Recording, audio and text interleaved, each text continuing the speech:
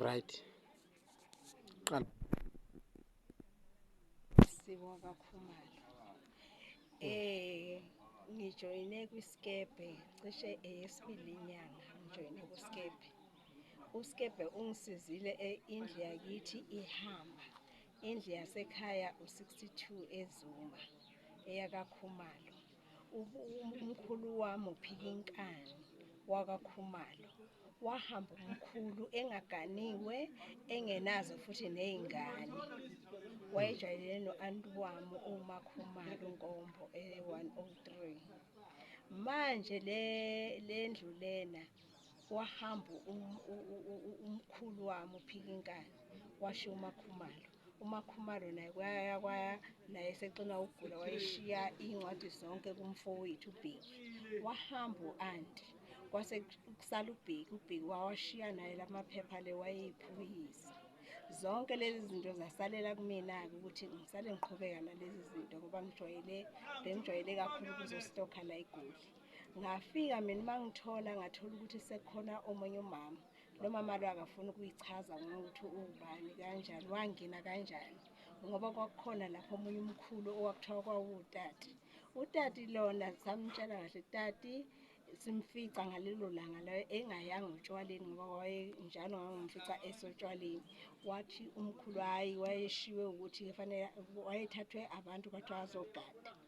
Laba sesizwa kuthiwa bakhona-ke sekumathi wathi hhayi umntakadadewethu. Sangazi lowo mntakadadewabo ukuthi ungiwaphi ungena kanjani ngoba phela akusiyena owala ekhaya lowo mkhulu loyo. Yabona. Kodwa umkhulu lo utati samyekela ukuthi ngoba nakho wayejwayelene nobaba omkhulu uPhikinkani. Wahamba sezwa umkhulu lo utati ukuthi useshonile. Mase silandelela ngifike futhi ngithola umfana laphana. Umfana naye wayephethwe ukweyisa. Uma ngimbuza ukuthi uphuma wakho athi usesontweni. Ngicela ngishiya inamba. Ngicela uma wakho umtshela ukuthi sicela ukumbona sicela ukukhuluma naye.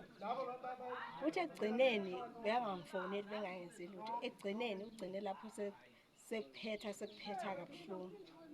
Sekuphetha kanjani nami mangifikile laphana ngimtshela ukuthi-ke sengijoyine isikebhe mina. Njengoba ngizela besikhona ngeviki eliphelile. Ngicela ukuthi-ke nilokhuze utshela umamakho ukuthi-ke ngiyamdinga.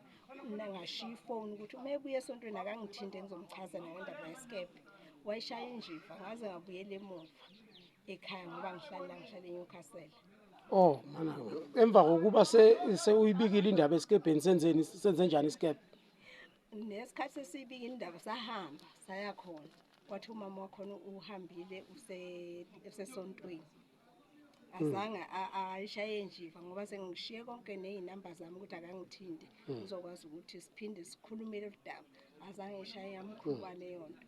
Manje ngoba sesimtholile-ke isikebhe seza naye nivumelene ngani?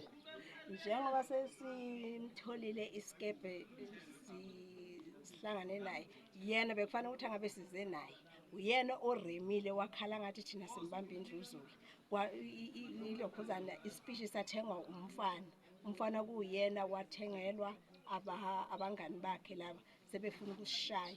Sekuyimpi kanti kwakubengasiyona impi. Alright mama siyezwa mase kufika inhlangano yezizwe le ekuyiyona ebezilwela umfana ngithi bezile bafika esikebheni kwakhulunywa. Unelisekile ngendlela isikebhe esixazulule ngayo udaba lwakho nendlu nalabo bakuloya muzi? Ngineliseke kahle kakhulu. Ngiyabonga kakhulu kwisikebhe. Ngiyabonga futhi isandla sendlula ikhanda. Ngiyabonga ngize ngathatha isinqumo sokuthi ngiyofela la kulesi sikebhe ngoba ngendlela elixazulule ngayo le ndaba ibiyinkinga beqhamuka abanye nabanye beqinisile mina ethi bakhona abantu abaningi bebeyicothele le ndlu nabo bebezama ukuganga ukuyishintsha le ndlu okungeyona eyabo. Ngineliseke kakhulu. Alright. Uzwile ukuthi isikebhe sithi emva kwenyanga ezintathu manizokwemukela indlu uze nomndeni wakho? Yebo ngizwile lapho kodwa-ke ngizoza nababili ngenxa yokuthi ukugibela futhi abantu abasekho sekuyi-age yethu le ekhona. Kulungile Abantu uzawuzana abadala sebehambile emhlabeni.